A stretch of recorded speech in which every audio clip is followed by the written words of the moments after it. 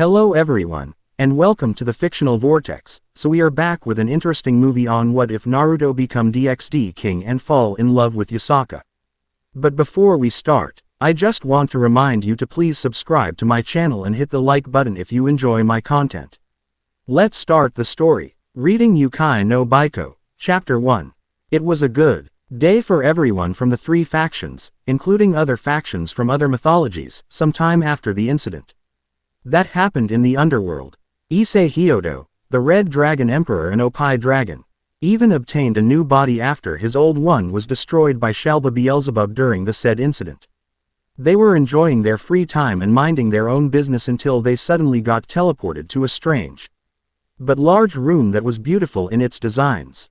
The room that they currently occupied was white in color, with beautiful decorations that filled the room, ranging from paintings of famous artists to a large flat-screen plasma TV that was fixed on one of the walls.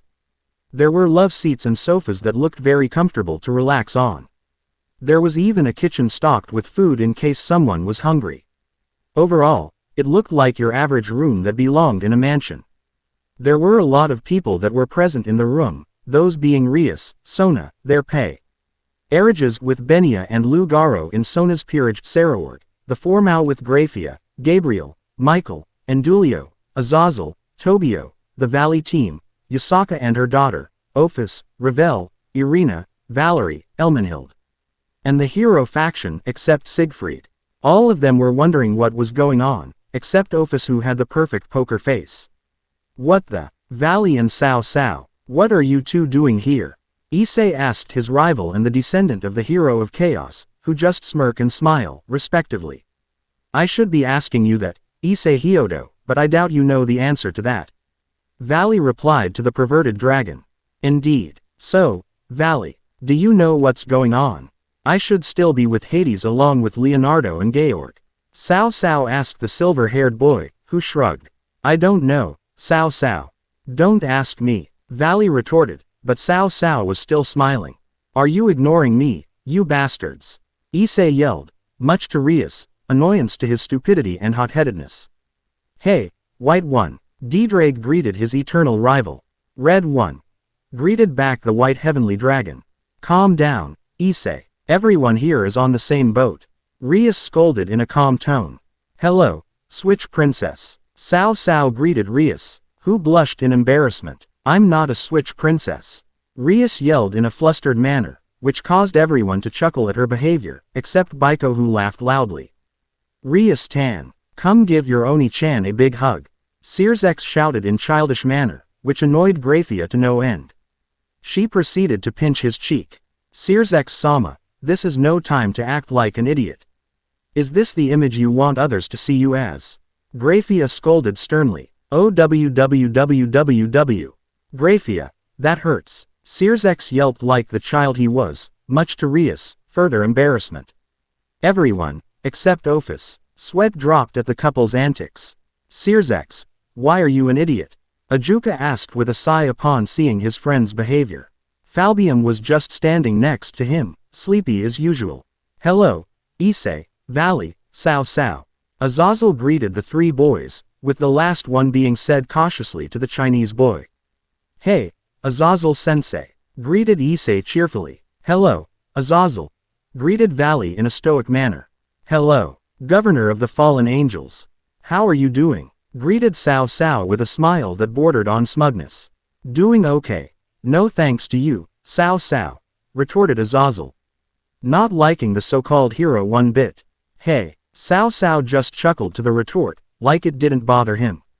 Hello, Valley, greeted Tobio, the Slash-Dog, to the White Dragon Emperor. Tobio was one of the best fighters of Grigori. He was also a Longinus user that had the one of the 13 Longinus, called Canis Lycaon. The black-haired boy was Akino's cousin, since his grandmother was from the Himahima clan. Hello, Slash-Dog, Valley replied to one of the people that forced him to use Juggernaut Drive. Tobio was one of the people that the silver-haired boy wanted to fight, stupid battle maniac. Issei Hyodo, are you getting stronger? Saraorg asked the boy that defeated him with the Cardinal Crimson transformation.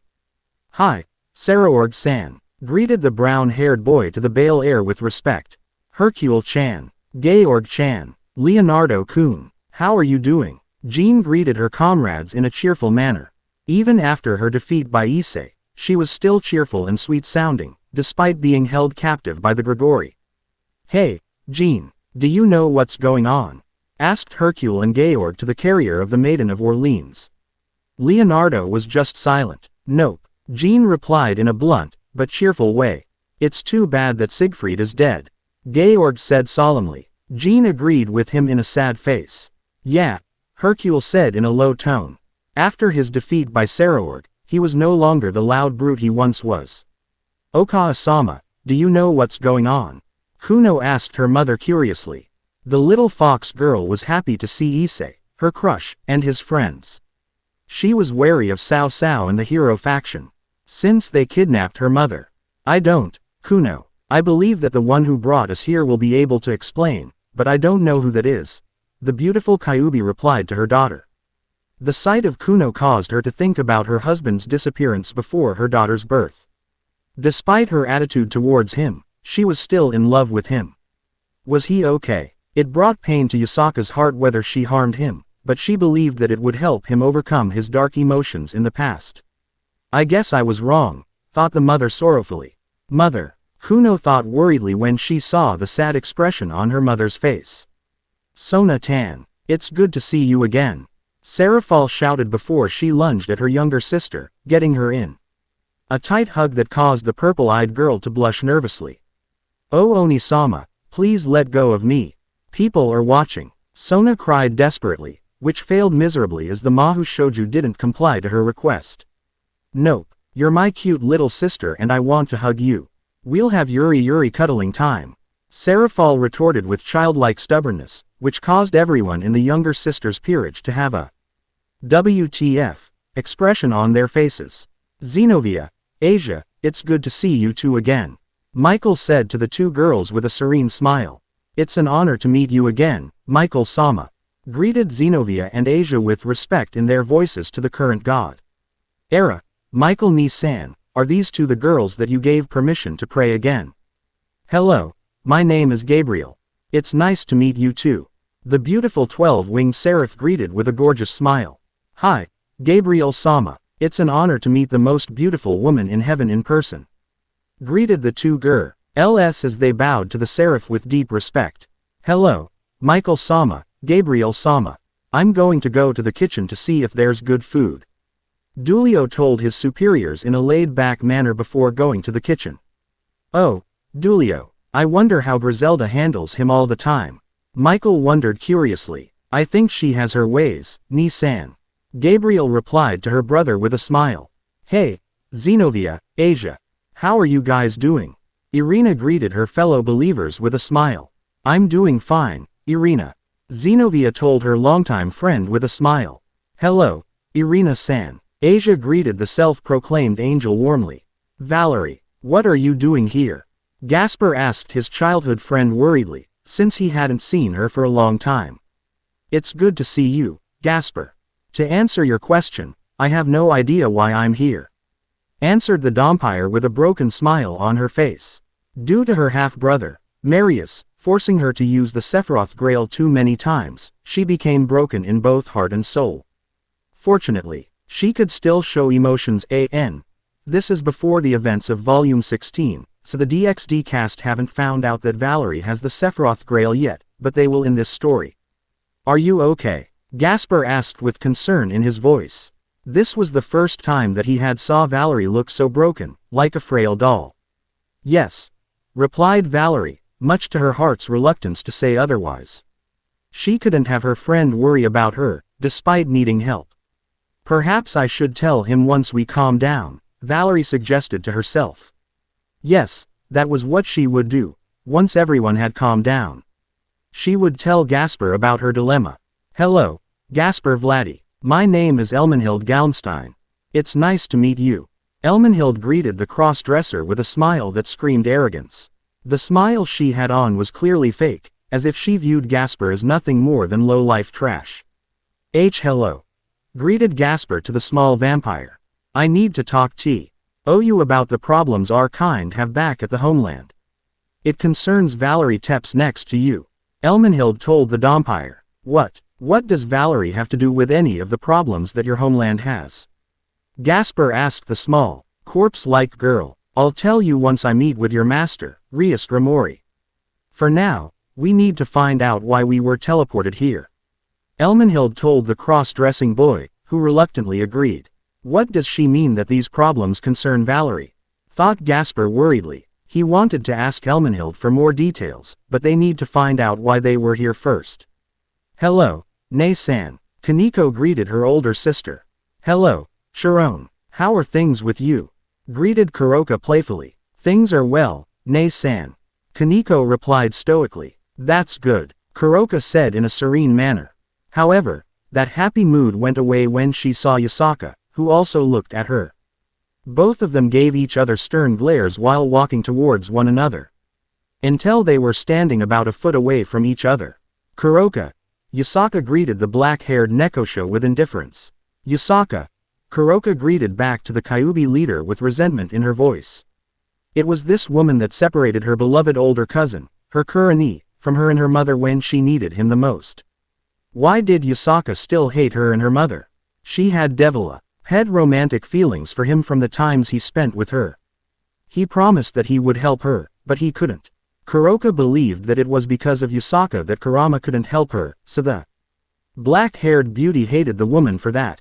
She could still remember that time when she came to Kyoto, years after the death of her mother, to ask for Kurama to help Sharon, his daughter, when the white-haired girl was about to be executed by devils after she killed her asshole of a master, but she realized that he had disappeared. The Nekomata race was on the brink of extinction at that time. Due to members of the three factions hunting them down due to fear of Senjutsu and from what Kuroka did. She still hadn't told Sharon that Kurama was her father who mated their mother, but she wouldn't do that, not just yet. How are you doing these days? Yasaka asked with indifference still in her voice. She also held some resentment towards Kuroka and her mother, Kurohime, for trying to take her husband away. But she eventually got over it. Yasaka did try to help the Nekomata race, but by the time she actually heard of their genocide, most of them were hunted down and killed by devils, with only a few survivors going into hiding. She felt regret and depression for being unable to help her husband's other blood-related race, which she only recovered from thanks to her daughter. However, the fact that she wasn't able to do anything to help out the Nekomata gnawed at her consciousness to this day. She hoped that she could remedy the strained relationship between devils and yokai by having peace talks. Thus her meeting with Serafal after the Kyuubi leader's rescue. From the hero faction. I still need to talk to the devils about the near extinction of the Nekomata, though Yasaka solemnly. It was still of a very important matter to be concerned about. It was her way of atonement for her inability to save the Nekomata, where she hoped that she could find and save what was left of the feline race. Yasaka hoped that it could remedy the strained relationship between her and Kuroka. It was what her husband would want. I was doing fine, until I saw your face here. Kuroka spat venomously, causing Yasaka to flinch internally. The Kyuubi leader knew that the Nekosho had every right to be angry at her, but she wasn't going to back down when it concerned her husband. Both women had strong feelings for Kurama, and they weren't going to like each other for that. Kuroka Nei-san, Kaneko thought with surprise on her face. This was practically the first time she saw her big sister be truly angry at someone. Especially at someone like the Kyuubi leader. Was there bad blood between the two? Kuroka-san. Her comrades from the Valley team were also bewildered at Kuroka's behavior. They had never seen Kuroka this angry at someone before. Oka-sama. Kuno was shocked at the way her mother was behaving. She knew Kuroka from the past due to seeing her as a teenager once. But her mother at that time ordered her to get back inside their home after she mentioned that she saw a portrait of someone that looked very similar to the black-haired Nekosho. Why were they at each other's throats? That was the question that Kuno was thinking. I know that everyone is having their own conversations, but does anyone know why we're here? Ophis asked everyone, which caused THM to get back to the current situation at hand. Now that they thought of it, why were they here? Who, or what, brought them to this room? Everyone was silent, until a swirling vortex suddenly appeared in the middle of the room. Everyone tensed when they saw a foot coming out of it. Seconds passed until a person came out of it. Once the person stepped out of the vortex, it vanished. Everybody got a good look at the stranger, who was weird in every way. It was a tall, old man that looked tired, as if he didn't get enough sleep. He had strange clothing, which consisted of a white kimono that had 6 magatama on the collar. He had a necklace that was also composed of 6 magatama. On his back was a strange black staff. He had spiky, shoulder-length, pale red hair with a chin-length braid going down from his left ear. He even sported a goatee that went to his waist. The strangest of things about the man's appearance was that he had horn-like protrusions coming out of his head, with eyes that had a ring pattern. Overall, he looked like your strange average old guy. What caused everyone, including Ophis, to tense was the massive amount of power that was radiating off the old man. It was absolutely monstrous. This power was practically equal to or even greater than that of Great Reds. Some of the weaker members in the room couldn't stand up straight, resulting in them kneeling on the floor. No doubt that this awesome being was the one who brought them here. "Oh, sorry about that. I forgot to keep my power in check," the strange man said before the massive pressure on everyone was gone, causing those who were kneeling to stand back up. "Hello, everyone. My name is Hagoromo Otsutsuki, and I have brought you all here to this dimension for a special occasion. Think of it as something to learn from." Hagoromo introduced himself with a smile. The situation was still tense until Sirzex spoke to the powerful man. "Hello, Otsutsuki Dono. What is this thing that you want us to do?" Sirzex asked him politely. Hagoromo smiled, and proceeded to answer his question. "Ah, yes. The reason why I brought you all here is because I want you all to read a book that pertains events about what will happen if the main character in it were to come back to your home dimension after so many years had passed since he left. This main character does exists, but he'll come to your home dimension after you finish this book. Due to spending a few more days than what he intended to in the dimension that he lived in for a very long time, a dimension that is completely different and far away from yours. Time in the dimension he's in moves much faster your dimension's time. I can assure you that he will come to your dimension once he finishes spending those days, like he'll do in the first chapter of this book that you'll read, but much earlier. It's like the future," the old man explained to them, who had their eyes widened at the information, especially Yasaka and Kuroka. A dime and scion that was completely different from their own. The main character of the book being from their dimension who left to go to a new one. This would be interesting. Could it be? Yasaka and Kuroka thought with shock on their faces. If the main character was Kurama, then don't worry too much. Everything that you don't know will be answered in this book. All of your questions will be satisfied. Who knows? This character might be someone you cherish. Hagoromo explained, causing everyone to calm down from the information. It would be interesting to see who this main character was. I don't have much time left since I need to go back to my home dimension. If that's all, I'll take my leave. Oh, and don't worry about the outside world. Time outside has stopped the moment all of you have been teleported here. And it'll resume once you finish this book. The old man told them before materializing the aforementioned book, and handing it to Michael, who thanked the powerful Rakuto Sennin. Before going back to the Narutoverse, he turned to Yasaka and Kuroka. "Yasaka-san, Kuroka-san, I would advise you two to listen to the story very attentively. It will answer all your questions about your loved one," explained Hagoromo cryptically before walking through a vortex that he created. "I hope that you two get to this dimension eventually after they finish this story. Naruto and Kurama. People missed you too, especially you, Kurama," thought the old man with a serene smile before he went back to his home dimension, with the vortex vanishing after his whole body stepped in. Seconds passed after Hagoromo's departure, with Yasaka and Kuroka feeling confused yet anxious about the book. "It must be him. I got to listen to this," thought the two beautiful yokai with determination in their eyes. Was Kurama coming back to the two of them? They had to know. Everyone proceeded to gather around Michael, while sitting on the love seats and sofas that were nearby. Issei, as usual, had his harem close to him, which consisted of Rias, Akano, Asia, Kaneko, Ravel, Irina, Zenobia, and strangely Tsubasa. Rosweiss and Kiba were standing close to them, with Ophis sitting on a love seat that was far away from them. But close to the group of people, Kuno was sitting on her mother's lap, close to Issei's position. Once everyone had settled down, Michael proceeded to ask if someone would like to read first. So, who would like to read the first chapter? Michael asked kindly. Serafal raised her hand. I'll read first, Michael Tan. Serafal said in a cheerful voice. Michael gave the book to her, in which she read the title. Yukai number Baiko. That means, Shadow of the Yukai. A strange, but interesting title. Ajuka commented. So this book was centered around yokai. Serafal Odd it was a good title before proceeding to read. Chapter 1 Prologue. Serafal said before reading the first chapter. You coward. Get back here, roared a fox with 9 tails.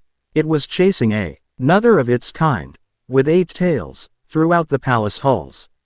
After Serafal read the first sentence, the plasma TV came to life, showing a real live video of the 2 foxes running around, with the 9 tails chasing the 8 tails.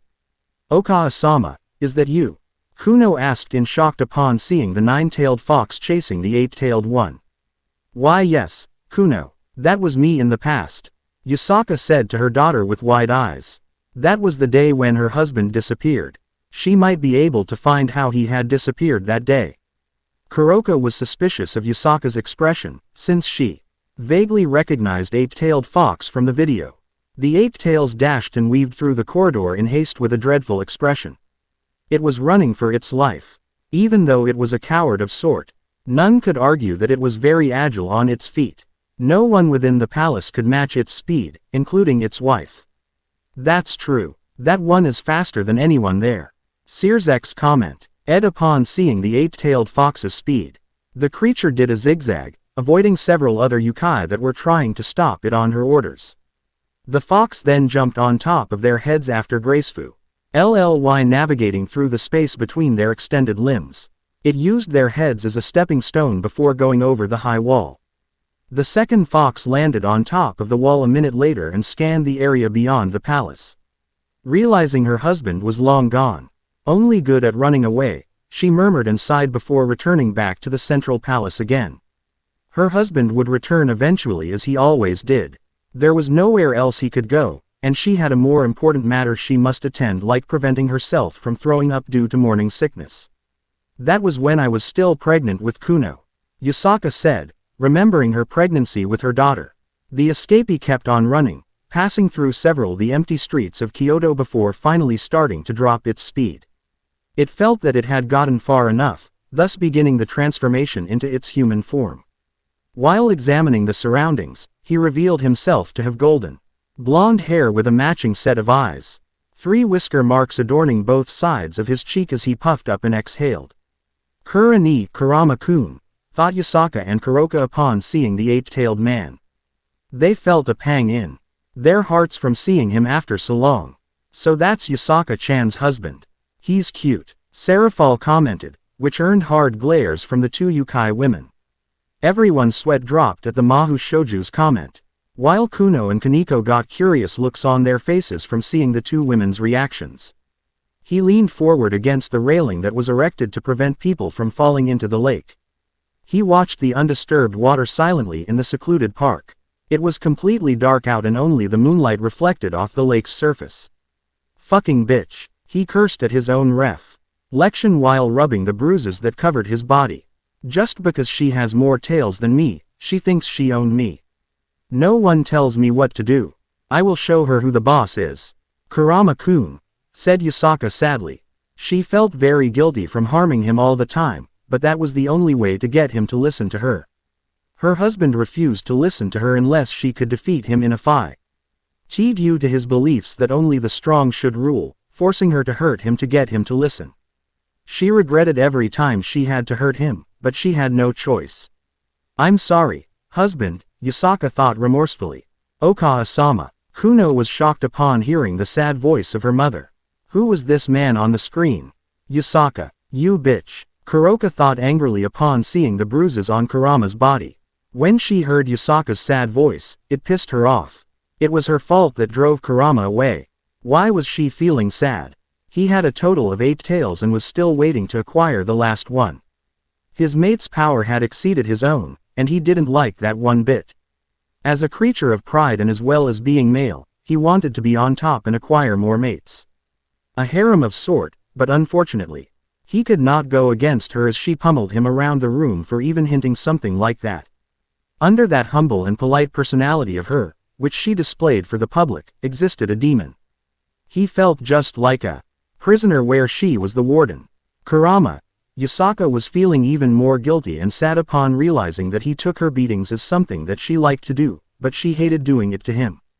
However, she didn't had much choice. She was forced to hurt him since it was the only way to get him to listen to her. She didn't want him to get more mates, but he refused to listen to her. Forcing her to hurt him to get him to listen to her and her objections to it. She felt emotional pain and remorse for having to harm him every time, but she had no choice. She wanted to change his mind, to get him away from the dark path he was taking, but it was for naught, causing Yasaka to feel anguish for all the beatings she dealt towards the man she still had strong feelings for. "I'm sorry for making you feel that way," Yasaka thought remorsefully. Kuroka wanted to slap the Kyuubi, but she restrained herself. Now wasn't the time to blow up on her face. "Then why don't you?" a voice asked from the side. Startled, his slit eyes snapped towards it. The demonic fox was sure he was completely alone seconds ago. The person he saw was a tall and pale-skinned man with deep wrinkles to show his age. The elderly man had spiky, shoulder-length, pale red hair, with a chin-length braid hanging in front of his left ear as well as sporting a goatee which tapered down to his waist. Horn-like protrusions on his forehead with ringed patterns for eyes. He wore a white, full-length kimono with a pattern of 6 black magatama around a high collar along with a necklace, which was also made up of 6 black magatama. A strange black staff was secured to his back, and he was sitting on a bench with 2 hands pressed against his knee as if they were to hold his weary body up. He looked very tired. Something appeared to be off about him, giving the Yukai pause. "It's Hagoromo Dono," Michael said with shock. Yasaka and Kuroka were also shocked upon seeing the old man. The one who brought them here was also the one who took Kurama away. They were so confused. "Who are you?" the fox asked after immediately placing the elderly man as an abnormal being from the appearance alone. He'd never seen such a being before, but there was a first time for everything. Could it be a devil, as they tend to have numerous abilities and appearances? The fox had no answer to that. "Shouldn't you introduce yourself first before asking another person's name?" the elderly man replied. "I am Kurama, the great Kyuubi, so tell me who you are," Kurama demanded. Arrogant, isn't he? Thought everyone in the room. Except Yasaka and Kuroka, since they already knew that. "Kyuubi. Ah yes, but you're still missing one more to make it 9, the man said as he analyzed the creature before nodding approvingly. It was as if he had found what he was seeking for. "Hagoromo Otsutsuki, the sage of 6 paths. I will get my 9th tail. It's only a matter of time. In a few hundred years, nobody would challenge my powers."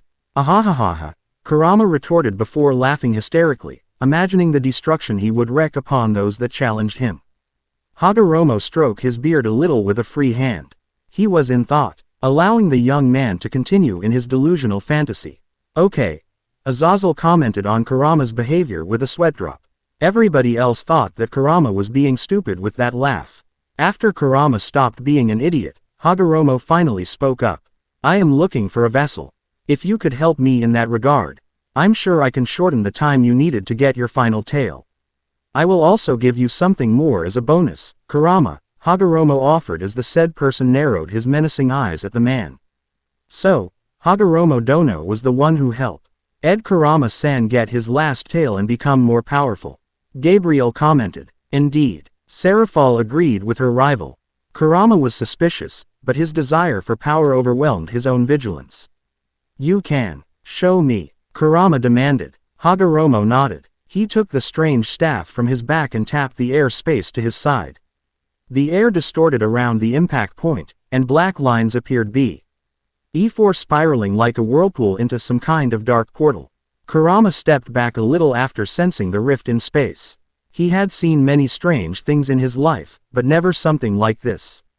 The portal pulsed with strange and unknown energy that seemed to fill the air with malicious intentions.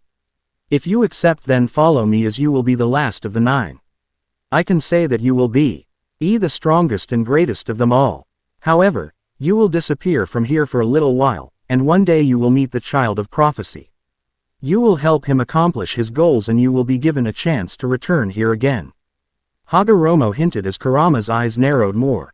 It was really like selling your soul for power kind of deal, but Kurama wanted to powers above all else so. The 9. Valley asked curiously. I believe that Hagoromo-sama will explain it right now, Valley. Tobio told the silver-haired boy, who shrugged. What are the 9? The 9 will be known as Biju, E.A.C.H. having the ability to remodel a country and landscape with just a flick of one of their tails. I need them to contain a certain being's energy. They are Shukaku the Aikibi, Matabi the Nibi, Isobu the Sanbi, Son Goku the Yonbi, Kokuo the Gobi, Seiken the Rokubi, Chome the Nanabi, Gyuki the Hachibi, and finally you, if you choose to accept, will be Kurama the Kyubi, Hagoromo answered truthfully. What? Everybody shouted with shock in their wide eyes. 9 beings that could easily destroy a country in an instant with just a flick of one of their tails. And Kurama will be the strongest. That was very terrifying. How? Issei asked with fear in his voice. He had to boost the power that he borrowed from Great Red to destroy Jabberwocky, and that took a lot of effort. I don't know, Issei. Rias said in shock to her true love. So, Kurama-sama will be the strongest out of those 9, Sirzex said cautiously. Even he didn't have the power to destroy a country in an instant. That would take quite a lot of time to do that. Indeed, I have a feeling that Kurama-sama will be very powerful after this. Ajuka said warily. I will have 9 tails. The strongest? Kurama asked. Hagoromo nodded to confirm. However, I will need to seal your memory of this place along with your body until such time an event will come to pass, he added with some thoughts, seeing how Kurama was quite arrogant. And that might be a bad thing if he allowed it to roam freely with that kind of behavior. Let's do it then. Kurama howled decidedly. The sage stroked his beard and entered the portal first to show that it was safe. It was soon followed by the demon fox without any hesitation. Kurama-kun, Kura-ni, whispered Yasaka and Kuroka sadly. The Kyubi leader was sad that he was still obsessed with power. It broke her heart when she couldn't change his mind. She thought she could by telling him that she was pregnant with their daughter, but she didn't have the chance. Both of them realized that he left his home dimension for power, and that caused them to become sad at the thought. As the sage had promised, all 9 creatures he collected from different worlds were given a piece of Jubi's, the 10 tails, powers. Kurama was given half of the Jubi's power. Their memories were sealed along with their body, and they were given a new immature one, completely made purely of chakra. All of the Biju would need to grow into it, and after the task was done, Hagoromo's body failed him and he passed away. It was not before he told his creations that they would all be together again even if they went their separate ways. It was as if he knew what was to come far into the future. So his original body and memories were sealed away, and he was given a new body. Arthur commented from what he heard. Yes, but this new body is made completely of chakra. Kaneko said with shock. That dimension had chakra as its main energy. Here, only certain yokai could use chakra, and with it, senjutsu. To think that there was a dimension that had everyone use chakra, including humans. Hagoromo-sama passed away, though. How was he able to appear before us then? Rossweiss asked curiously. It must had been his spirit, speculated Cao Cao. The 9 showed themselves from time to time, allowing the humans of the world to witness their might and powers.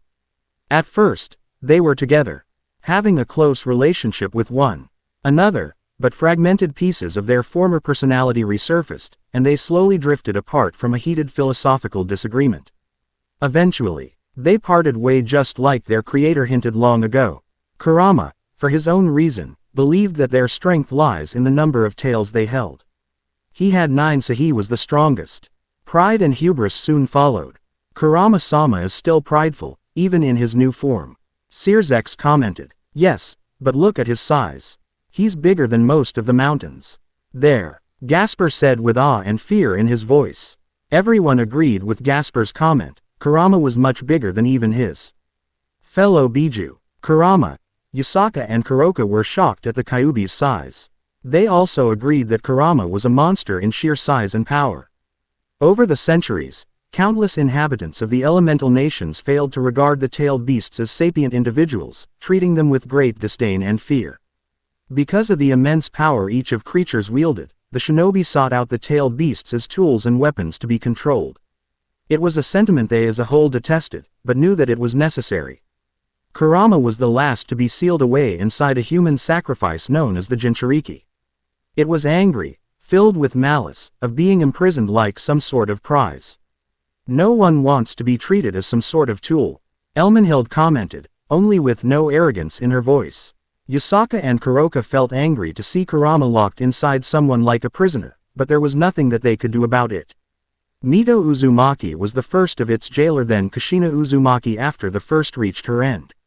Its third jailer was one called Naruto Uzumaki. Kurama wondered why the blonde boy looked familiar with his bright blonde hair and 3 whisker marks. However, the pair of blue eyes was wrong in its opinion, but it didn't know exactly why.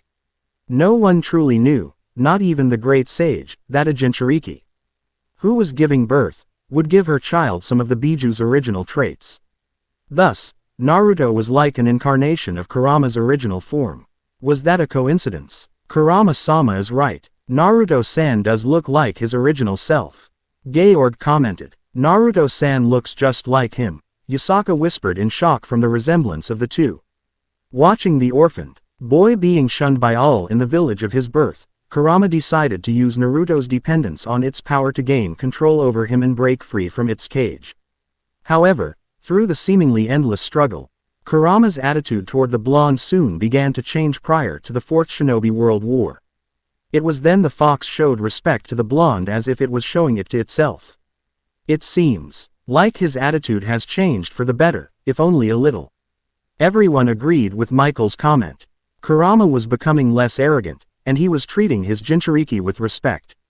Just like Hagoromo had stated those centuries before, the 9 were united once more in a single body to defeat powerful enemies that sought to erase everyone from existence, and they finally brought forth the much-desired peace.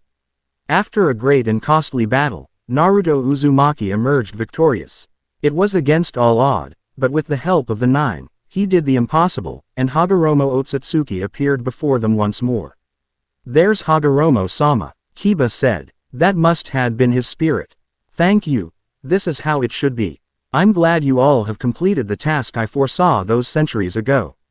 I saw the end if you were not here to prevent it. As such, you have my deepest gratitude. I will return you back to your home, the place where you belonged originally, like I've promised all those years ago. Hagoromo said and explained that he took them from their home even though they did not remember. He was desperately searching for a way to change the dark future in his vision. But isn't thousands of years had already passed? Time is relative and flows differently, Shusaku. You might have experienced thousands years here, but I will send you back to the same time you left, maybe a year or 2 later. You will regain your original form along with newfound abilities as promised. I can also erase your memories of the elemental nations if you so desire, Hagoromo offered. The first EIG-HT beasts accepted and wanted to return to the life they would know again. Some of them choose to remove the memory of the elemental nations along with all the pain they suffered during their unjust imprisonment. Those 8 Biju are also from different dimensions. Azazel commented. It would make sense for Hagoromo to send them back to their home dimensions with their newfound powers.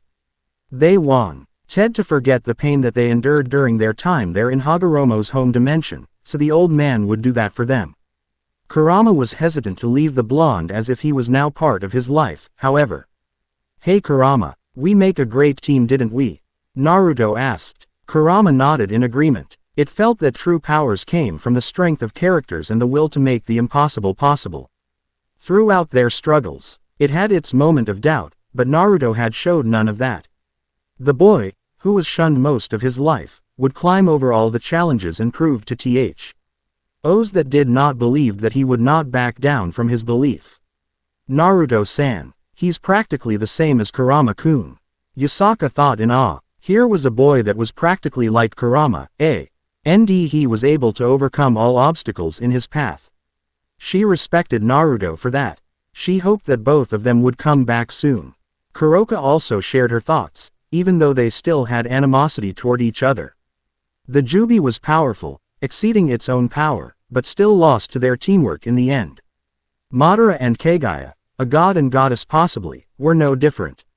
They were all defeated, one after another, as Hagoromo had foreseen in another possible and grimmer timeline. Child of prophecy, Kurama muttered as Naruto grinned proudly. He has such a deep, sinister voice. Valerie commented with fear and awe. Ah, so that's how it is, Hagoromo thought, looking at Naruto. The boy's appearance was like the humanoid Kurama, and he knew then that the Kyuubi would have a hand in bringing forth the boy's existence and thus saving the future. Hagoromo simply smiled and returned the rest of the 8 beasts back to their own world, allowing Naruto and Kurama some time to discuss where they would go from here onward. The sage felt completely drained afterwards, but kept his composure. He wasn't sure if there was enough powers in him to send the last one back. I think I will stay here for a while, Kurama finally requested. Kurama, thought Yasaka and Kuroka sadly. He didn't want to go back to their home dimension for a while. They missed him. The sage nodded, understanding the Kyuubi's reason. Naruto couldn't be happier that it chose to stay behind with him. Kurama was then resealed back into Naruto as it felt much more comfortable in there. Furthermore, as the sage had also hinted, Kurama still needed to help the blonde with the corruptive nature of all the tailed beast's chakra that were now coursing through his inner pathways. This time, however, Kurama wasn't being tied down or locked in a cage, so Naruto-san has the chakra of all the tailed beasts inside him. I wonder how powerful he is. Michael whispered. Very well. Come back here when you are ready to return, Hagoromo said. He drew up the seal before continuing to speak. This seal will activate upon your blood, Naruto. It will open a portal, but only one time. You or your children will be the one to send Kurama back to his home one day. It will also return your original memory and body as well, Kurama. That means that Kurama can come home one day, thought Yasaka and Kuroka happily. They hope he could come back soon. Is that another thing you saw? Naruto asked curiously, but Hagoromo shook his head. He felt that he was fading away as he channeled the last of his energy into the time-space seal. It should be good for one being to pass through, and hopefully that was enough. I can see nothing now, so I cannot say what is to come, but make it a good one, Naruto and Kurama, Hagoromo said with a wide smile before fading away right before the two. Are you crying? Naruto asked, hearing the whimpering noise in his mindscape. Shut up, brat, I'm not crying, just something in my eyes, damn dusts. Kurama growled in denial as Naruto rolled his eyes and chuckled. So Kuratan does have a soft side to him. Seraphal giggled, with everyone chuckling at that. I'm becoming more interested in you too. Naruto-tan and Kuratan tilde. The Mahu Shouju thought happily. Right, let's return home and start rebuilding. Naruto roared, jogging back to the devastated hidden village of AFS and meeting up with the rest of the allies, forces along the way. The costly war was over and the future would be something they would make for themselves. An undisclosed amount of time later. Stop breaking things. If you want to help, stay put and don't touch anything. One of the workers scolded the blonde angrily. Naruto frowned as he sat back down on the wooden bench, watching the busy bodies crowding the street again. They were rebuilding Hidden Village of the Leaf again after all the crap they had to go through. A couple of years had passed since the last battle, and each village started to fight with words rather than swords and jutsus. Diplomacy was the new path, but even so, each cage still kept their armed forces for the safety of their home. Fortunately, after seeing the devastation the last war had wreaked, they were more inclined to sit down and cooperate towards a beneficial and mutual goal. That's good. At least they're no longer at war with each other. Sirzex commented. Everybody agreed with that statement. War was harsh on everyone. I'm so darn useless now. Naruto shouted in anger as he leaned against the tree further away from town. A few trees around was tore apart in his frustration. Peace was incredibly boring to him. The blonde was only good for one thing, and he could only show it in battle. Now that there were no conflicts going on, he was out of a job and would be for a long time with the ways things were heading. It wasn't a bad thing, but it was bad for most of the shinobi, who only knew how to kill. It must be their way of living. Tobio said solemnly. They must have been raised that way. Valley replied. In addition, by absorbing part of each tailed beast into himself had made his own natural physical prowess went beyond normal, demo. Nstrated by shattered ground and boulders around him. He didn't use any chakra in those strikes, but they were incredibly devastating nonetheless. Because of that, whenever he tried to help out in town, it usually ended badly and he had to pay for compensation. Gulp. Azazel swallowed fearfully. He wouldn't want to be on the receiving end of Naruto's hits. Get out of here. Stop making a mess. Tsunade shouted at him for breaking more things on accidents. Naruto didn't know what to do now. He was kind of lost, not knowing where to go with his life. You should settle down and have some kits, Kurama suggested. The blonde rolled his blue eyes at the suggestion. He exhaled afterward with some lamentations. Everyone he knew had moved on, but he remained the same goofy idiot. Of the three young heroes from the last war, Sasuke ran off somewhere as he didn't wait to stay in the village that brought him so much pain and suffering. Sakura ran off after the raven-haired boy. Where the duo went, Naruto didn't know, but he hoped they were happier than him. Maybe you're right, pieces kind of suck. Nothing good happening right now. I want to fight again in awesome battle. Naruto shouted loudly, but no one was around to hear it. Although everyone wanted it after all the struggle, Naruto was born and lived in a rather turbulent time and he felt a bit unneeded now. Acknowledgement he finally got, but it felt hollowed. Naruto-san, Yasaka thought with worry on her face. She saw that Naruto was finally accepted into his village, but he looked empty. Want me to go out and start destroying the villages so they could ask you for help? Kurama asked dryly. Really? Can you do that? I was joking. Baka. Tisk. Me too. Naruto said the last part very softly. Maybe I should go on a self-searching journey like the Tem. But where to? Naruto asked before remembering something about a promise from a few years back by a certain sage. Oh, I know. Naruto snapped his finger. Let's go to your home and see what it is like. Maybe they need our help. Yes, Yasaka and Kuroka thought happily. They could now see them when they come back to their dimension. Kurama blinked as it had no memories of that place, and currently had no desire of return. It was totally contented with its lifestyle, sleeping days in and out without a single care in the world while everyone still feared it. It was the only Biju left in the whole elemental nations, and it liked to stay that way. No thanks, Kurama refused flatly. Common, furball, stop being lazy and let's go. Naruto insisted and disappeared in an orange flash before Kurama could reply. He re-emerged back to the spot where Hagoromo last stood. The seal was still there as Naruto examined over it to make sure. He was getting very good at Fuinjutsu, the sealing arts. But this was another level altogether. He would not be able to reproduce it without some more extensive training, but he believed he could do it eventually. Sealing techniques, interesting, said Azazel with awe in his eyes. I'm not going. Leave me alone. Kurama growled angrily. It didn't care what it was before and had no illusion of returning to that. Naruto ignored Kurama and slashed one of his fingers before rubbing the lifeblood onto the seal. The black marking glowed and twirled on the surface of the rock, forming a spiraling portal. Ah, you idiot. He said it will only open one time. Only. The fox roared furiously, seeing how its only way home was used up by the idiot. True, it didn't want to return home right now, but this was the only chance and it never knows when it would change its mind. Oh. Naruto mumbled apologetically. He'd forgotten about that part. Damn it, we have no choice now. Nice one, Baka. Ellipsis quote. They're going back to our dimension.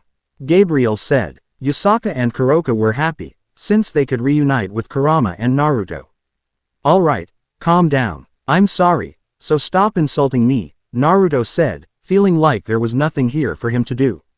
He would return one day again once he figured out how the seal worked to replicate it. Without any further thoughts, Naruto walked into the portal with Kurama still within him. Naruto had made another assumption that the seal could differentiate between the two entities. It did not as Hagoromo. Never thought that Naruto would enter it along with Kurama. The Yukai's original memory as added to the blonde's instead. He held his head in pain as he continued to drift along the spiraling path of the portal. Visions and flashes were not his own invaded his mind before he emerged out from the other side. He thrashed around the ground, trying to get rid of the painful headache in whatever way he could. What? Everyone shouted in shock. Yasaka and Kuroka were especially worried since this might have adverse effects on Naruto and Kurama. Ah, shit, my head, it hurts, fuck, Naruto shouted cursed, rolling around on the pavement. After more thrashings about, he street-ooed up and leaned over the nearby railing, coughing and huffing heavily. He noticed one of his blue eyes was golden. From the water surface, heterochromia, his right eye was golden in color while the left was bluish, but other than that, everything seemed normal. Kurama's original form and his own had merged during the transition. So Naruto-sama and Kurama-sama's original self are now one and the same. Michael said with shock. Yasaka and Kuroka were surprised from this. That would mean that Naruto was now Kurama in appearance, personality, and memories. So Naruto-san is now Kurama-kun, Kurani, thought Yasaka and Kuroka. They were now truly worried for Naruto-Kurama. Was he okay and the same person as before? They hoped that they could help him once they meet him. Hey, brat, how are you feeling? Didn't know it hurts that much. I'm glad it wasn't me, Kurama called out from the mindscape. Kurama felt exactly the same as before with no extra memory or limbs, so he assumed they went to Naruto instead. The theory was solidified as he saw the blonde's eyes in the reflection. Who are you calling a brat? I'm the great Kyuubi. Oh wait, Naruto said, but stopped abruptly. He face-palmed, and tried to clear his mind from the conflicting set of memories. He remembered everything up the point he accepted Hagoromo's offer. Was that him? He assumed so, but he still distinctively remembered himself as Naruto, as that particular set of memory was newer. Who am I? He mumbled a little before nodding, clearing his mind from all doubts. His blue and golden eyes blinked. I am Naruto. Now, where's that fucking bitch? I'm going to smack her around to show which one of us is stronger. Mwahahaha. He called out and ran back home while laughing hysterically as if it was the most normal thing to do. Okay, Azazel commented with a sweat drop. Naruto Kurama was the same as he was before he left with Hagoromo. The ground cracked on each of his steps as he was far stronger than he ever was. Where are we? What is this place? Kurama thought, seeing through Naruto's eyes. He also noticed the blonde was swearing a lot as well. He simply shrugged and started dozing off. He didn't seem to care one way or another. And that's the end of the chapter.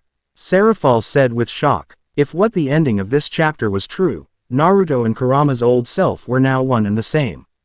Yasaka and Kuroka were aware of this. Since Naruto was practically Kurama now, so they were happy to see him again, but would he feel the same? That was something that bothered the two Yukai women. Okaha-sama, was that Otu-sama? Kuno asked her mother curiously. Yes, Kuno, Kurama-kun, or actually Naruto-san, is your father. Yasaka replied to her daughter, whose eyes widened in shock and happiness. That meant that Naruto was going to meet her for the first time. The little girl wanted to meet her father, so she was happy to see that he was coming home. However, what Naruto said worried Yasaka. Since he didn't know that Kuno was his daughter, he was going to be angry if Kuno was to say that she was his daughter, since he would believe that she had an affair with someone else. Kuroka heard that with a frown, but didn't interrupt the mother and daughter. The black-haired Nekosho was going to meet Naruto Kurama once he comes home, and then she would tell him that Sharon was his daughter. She wasn't going to let that fox bitch get in her way of reuniting with her cousin, her chosen one. How about we talk about this later? Yasaka asked her daughter, who nodded. The little girl was happy that she was going to meet her father. Yasaka, however, was worried about their eventual meeting. That man, it was him from before. Rosweiss thought angrily. Unknown to the others, Naruto, Kurama and Rosweiss did meet in the past. During the latter's training as a Valkyrie, he used to tease her since she didn't have a boyfriend, which caused her to hate him, causing a love-hate relationship between the two. They would only know each other for a few days before he had a one-night stand with her, mostly to get back at his wife. After said one-night stand, he left Rosweiss, causing the silver-haired girl to hold a grudge on him. And also to lament her loss of purity. That would explain why she would cry every time someone was to tease her about her not having a boyfriend. However, she was feeling a bit depressed and jealous that Naruto Kurama had a wife. She believed that they had something special, despite his teasing. No matter, she would confront him about their past relationship when he comes back to their home dimension. So, who wants to read the next chapter? Serafal asked. I will, Serafal-san. Yasaka said, taking the book from Serafal. Naruto sure is handsome. I wonder what will happen to him next. Serafal whispered to herself. Okay. Chapter 2. Yasaka proceeded to read with anxiety. And that ends this chapter. So, what do you guys think? Was it okay? Was it too detailed on some parts? Was everyone in character? Do their interactions seem emotional and realistic? Please give a review of your opinions and read Yukai no Baiko. Also, Zenter, please give me a review on what you think of this chapter. See you guys in the next chapter. The Return. Hey, guys, this is Rick12 with the next chapter of reading Yukai no Baiko. Hope you enjoy it. By the way, Naruto and the original Kurama are now the same, so I'll be using Kurama's name in Flashbacks and Naruto in the present. Disclaimer. I do not own High School DXD, Naruto, or the story this reading story is based on. They belong to their respective owners. Reading Yukai no Baiko, Chapter 2. Chapter 2. Self-Reflection, Part 1. Yasaka said anxiously before she began reading the next chapter. Found you. A child fox called out. He appeared to be 12 years of age.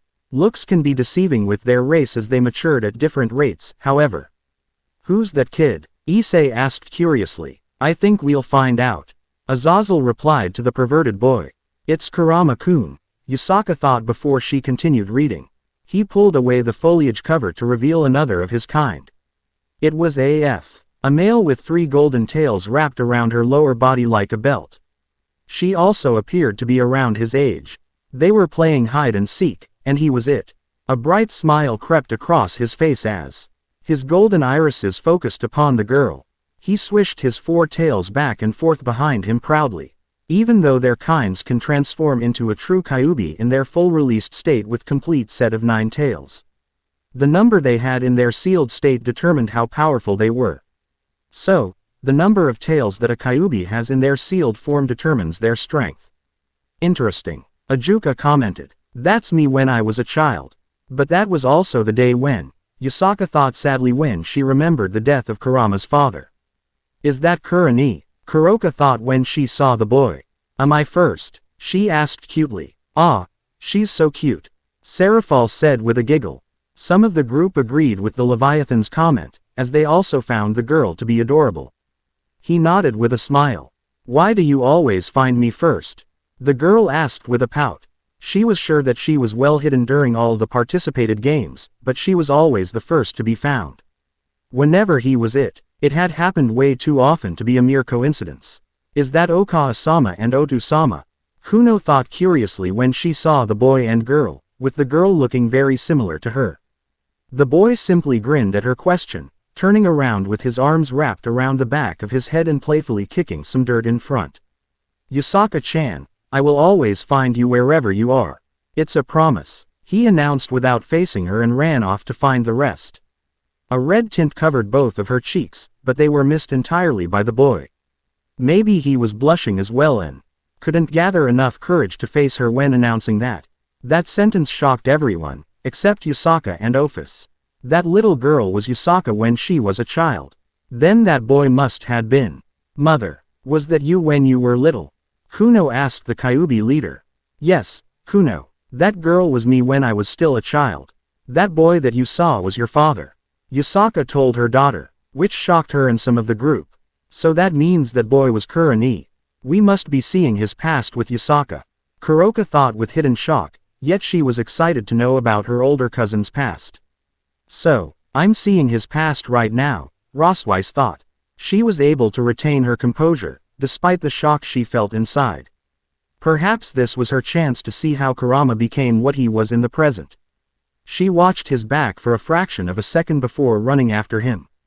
Why did he promise that? The first time he found her was a complete on accident. That was a year ago. When she got lost and hurt herself during one of her personal explorations. Being part of nobility, it became a commotion when she turned up missing. Afraid and alone in the woods, she could not move from her injury. She was frightened, but luckily, a blonde-haired boy found her and carried her home. Her parents were less welcoming to him due to his low birth and mixed blood. But regardless, the TWO children promised they would be friends, and if she were ever lost again, he would definitely find her again.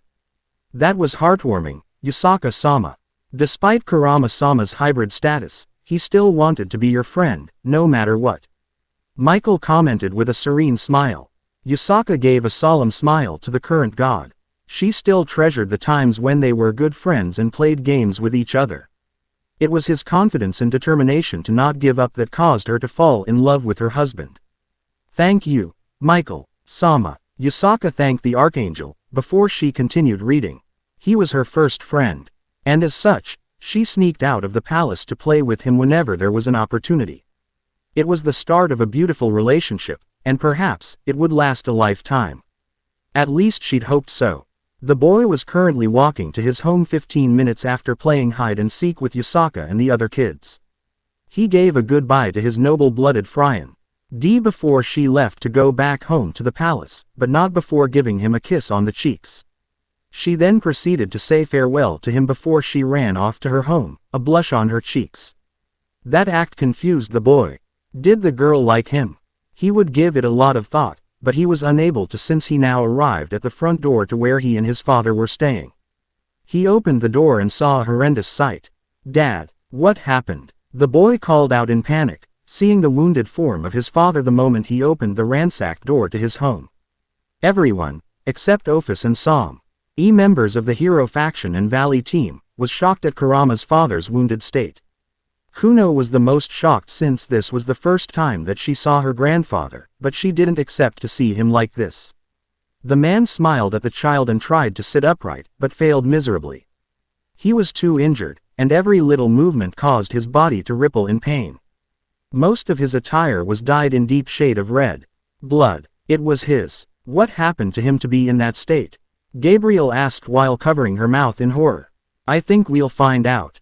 Cao Cao said. I lost and was punished for it, he answered his son. He was expelled from his peerage by his master for being weaker than the rest. He was the first one to lose in the game. He tried his best, but that simply wasn't enough. Even with the devils, social standing meant everything, and the raiding game feed their needs. They didn't bother to heal his injuries and he had to crawl back home in disgrace.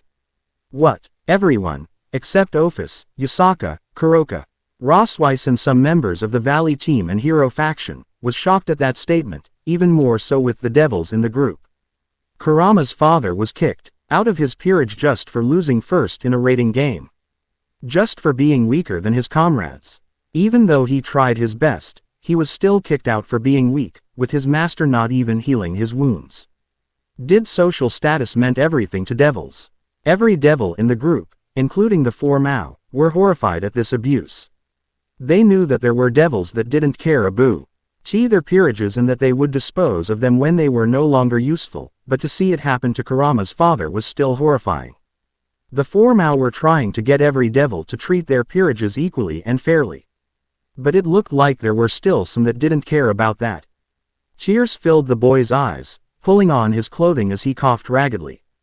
Blood streamed down the corner of his mouth. There were a lot of regrettable things in his life, he admitted. He didn't return back in time to comfort his wife in her last moments. She died in childbirth sorrowfully, and now at the end of his life. He only wanted to see her again. Still, all he ever did was to create a better future for her and his son. Sadly, power was everything in his world, and he simply lacked it. Every devil in the group, even Seraphal, was feeling guilty about Kurama's father's state, and how he was treated horribly. It was their responsibility to make peace with every other race, but some of their kind didn't want that. Only caring about themselves and their status, like how Kurama's father's former master was. It was horrifying to see this man trying his best to create a good future for his son and deceased wife. Only to fail just because he wasn't powerful enough, and thus be discarded like trash. Yasaka was getting very angry the more they read about the circumstances that caused Kurama's father to be in that dying state. She knew about her husband's father's death, but he didn't tell her about the circumstances behind it. Now she knew what those causes were, and how her father-in-law died from them. Even though she was allied with the devils, Yasaka couldn't help but feel resentment towards them for causing her husband pain. Oh yes, they had a lot to talk about after this. Kuroka and Rosweiss were upset at this, but kept their calm, more so for Rosweiss. No, you're strong, Dad. You're the strongest. No one is stronger than you. Yasaka and Kuroka frowned sympathetically at the scene. It was sad to see the one they loved losing his only real family left. Even Rosweiss inwardly felt sympathy for Kurama. Kurama, I know my own strength, my own limit, he struggled to say. He swallowed the crimson liquids, mustering his remaining strength and continued. This is a world where power equates to prestige and recognition. I couldn't gain it no matter how hard I tried. I have passed my prime. My ability won't advance any more than they are now. But you are different. You're still young and you've shown them that even though you are not of pure blood, you can surpass them. He announced, loudly before falling back to a weak voice. I am so proud of you. Be strong, strongest, always. It was the last encouragement he could give. The man though, ice ragged at the end as his strength finally left him. He was contented of seeing his son the last time. He closed his eyes to enter the eternal sleep, where his wife would greet him. Everyone else, except Ophis, Valley, Arthur, and some of the hero faction, was sad about Kurama's father's death and the pain it caused to the blonde child. Every devil had a look of guilt on their face, to see his fate. Her die due to one of their own kind was very tragic, and it was their own fault for not doing anything to prevent it. Dad, no, wake up, don't sleep, help, the boy shouted desperately, running outside looking for help to save his father. But no one stopped to help him. A few bumped him along the way as if they didn't even notice him at all. He clenched his hands, seeing his father's blood on it as countless yokai passed him, heading off to do their own thing. Everyone was just silent at this point. He realized it then. Without power and recognition, he was a nobody. He was just a nameless pebble in the stream of endless people. You're not weak. I promise, Dad, I will be the strongest, and my name shall be feared by all, the boy made a vow as his yuki spiked up. His powers were fueled by emotions as he continued watching the fox fire he produced consume the only family member he had left in this world. Another tail grew behind him, joining the rest as they swinging back and forth behind him. He now has 5 in total. And with it, his demonic energy doubled. Perhaps this was the moment that the cheerful boy changed, and from that day onwards, to him, power was everything. Those that stood on top were truly the strongest and most revered. Kurama-kun, Kurani, Yasaka and Kuroka thought sadly. The death of his father and the circumstances behind it were the things that led him to become a much different person than the cheerful boy that they first saw. That would explain why he was so obsessed with gaining power, so that he could use it to make sure that no one would dare try to hurt him again and to avenge his father. Yasaka now knew the real reasons on why her husband changed that day, and it made her sad that she didn't try hard to comfort him much more about his father's death. Even though she tried to some degree. Don't worry, Kurama, I will try my best to help you once you come back. I promise. The two women thought with determination. They would try their best to comfort him when he comes back, even if he rejects their attempts to do so. However, Kuroka was still angry at the devils for letting their kind abuse their authority like that and not doing anything to change their ways. Nevertheless, she kept an expressionless face. Kurama, Rosweiss thought with pity for him. Even though she still had resentment towards Kurama for leaving her after taking her purity. She felt sympathy for him after his loss and now knew why he changed. She still planned to confront him about their past, but she would also try to comfort him when he comes back. The Valkyrie was still a bit depressed and jealous of his wife, though, not that she would admit it to anyone out loud. In contrast, she only wanted to stand by his side even after he had changed. She trained and practiced tirelessly, hoping to be strong enough to change the broken system of their society. Due to her pure bloodline, Her powers eventually exceeded his as she was the first to gain 9 tails even though he'd worked harder than her. She became the pride and joy of the whole inner capital while he was pushed back into the shadows. And like all living things, her parents passed on, allowing her to take on the mantle of leadership to ensure the stability of Kyoto. She took it with pride and used her newfound authority to erase the distinction between classes. So Kurama Dono became second best to Yasaka-sama. Despite his hard training, it's a sad fact that everything is dependent on how pure someone's bloodline is to determine their potential. Azazel commented solemnly. The devils reluctantly agreed with the fallen angel, since their society also revolved around bloodlines and status. Yasaka knew of the distinction between classes that existed in Kyoto before she became ruler. That was why she worked hard to pass laws that would grant equality to every yokai species in Kyoto, in order to erase the racism that caused her husband to suffer due to his mixed blood. Unfortunately, the damage on her husband was already done, as he was now obsessed with attaining absolute power. Soon after ascending to her birthright, she was required to continue her line as heir must always be one true Kyuubi for the safety of their home. Without a shred of doubt, she chose him to be her mate even against her parents' previous wishes. Due to his mixed heritage and bloodline, he couldn't refuse and accepted reluctantly. Sadly, the boy she loved was obsessed with power as he continued to strive for it every waking hour. Does power change people? Yasaka had asked herself that question multiple times. She hoped that it wasn't the case and yearned for a day that happy and cheerful kid would come back to her like the beautiful and bright memory she always cherished. Kurama-kun. Yasaka thought sadly as she realized the reasons why her husband was so obsessed with power after his father's death. She also realized that she was unintentionally making him feel inferior to her despite her good intentions to help him. She only wanted to see him go back to the way he was before, a cheerful and kind person, with her at his side, but that was only wishful thinking. Kurama, I'm so sorry, the Kyuubi thought brokenly. Despite her sadness, she kept a blank face. She hoped that he could come back to her so that she could fix her relationship with him. Perhaps he would come after they finished this story. Kurama, Kuroka thought with a sad frown. She hoped that she could see her older cousin again, the one she truly loved despite him being married to Yasaka. Even Osweiss had a small desire to see Kurama again. Otu Saamma. Kuno was weeping for her father and the pain he had endured. It'll be okay, Kuno. Yasaka comforted her daughter, which caused her to calm down. She still had tears running down her face, but she wasn't crying as much as before. After seeing that Kuno had calmed down, Yasaka continued reading. With each step, the pavement cracked under him. He was truly strong now, and far more powerful than he had ever been. His immense Yuki was leaking from him in unmatched levels, infecting the surroundings while chakra was roaming throughout his inner pathways, enhancing all of his natural abilities passively. Looks like we're back from where we've left off from the previous chapter.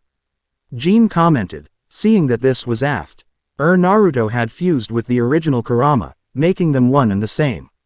Yes, and it looks like Naruto-san has become much more powerful than he was before. Gabriel said. His memory came back in full and fused with the ones he already had. He was still Naruto Uzumaki, but he was also Kurama, the yokai from the slums of the inner capital. He was not the current Kurama in his gut, but the one before that. They had shared almost the same childhood, desperately wanting to be acknowledged. They were more alike than they knew, and now, they were one and the same. So, Naruto-sama is also Kurama-sama, and he has the memories of both. Searzex said warily. Yes, Searzex. However, the current Kurama Dono is the one that is inside Naruto Dono, who is now the original Kurama Dono after fusing with his body. Ajuka told the red-haired man. They just had to see where this led to. Naruto-kun. Yasaka thought sadly. They were definitely similar, Naruto and her husband. Since Kurama was now Naruto, she would refer to him as Naruto from now on. Everyone else, especially Kuroka and Osweiss, would also call Naruto by his name instead of Kurama's, since the mountain-sized Kyuubi was currently inside Naruto. Hey, I'm sensing a different kind of energy inside you. It's not chakra. What is it? Kurama questioned from the mindscape, opening one of his eyes to examining the surroundings. He was snoozing previously, But a strange energy was invading his comfort zone. He didn't like that one bit as it felt foreign to him. It's called Yuki, furball. Demonic energy. Get used to it. Now, shut the fuck up. I'm busy trying to find a way home, Naruto snarled agitatedly. He then stopped running and had a careful examination around the area. Everything looked different than what he'd remembered. The streets and roads were a lot cleaner, and there were many more buildings erected on each side of the path. Naruto-sama must had inherited the original Kurama-sama's personality and powers. Michael commented. Kurama let out a small growl at the insult, but didn't say anything more than that before drifting back to sleep. Whatever was going on with the blonde had made the idiot grumpy, and it didn't want to deal with it right now. How long have I been gone? He asked himself while blinking. There was a strange aura lingering around Kyoto. It was a very familiar aura to him. He immediately knew who it belonged to. But it was everywhere, which was odd. He didn't know the reason for that, so he decided to ignore it for now. He had more important thing to do, like looking for the entrance back to the inner capital. Luckily, the entrance was located at the same spot where the Kinkaku-ji, Temple of the Golden Pavilion, stood. It seems that Naruto-sama is in the human version of Kyoto. He must had returned to the same area that he was in before he left with Hagoromo-sama. Lefei commented curiously. But does he know how long he had been gone from our dimension?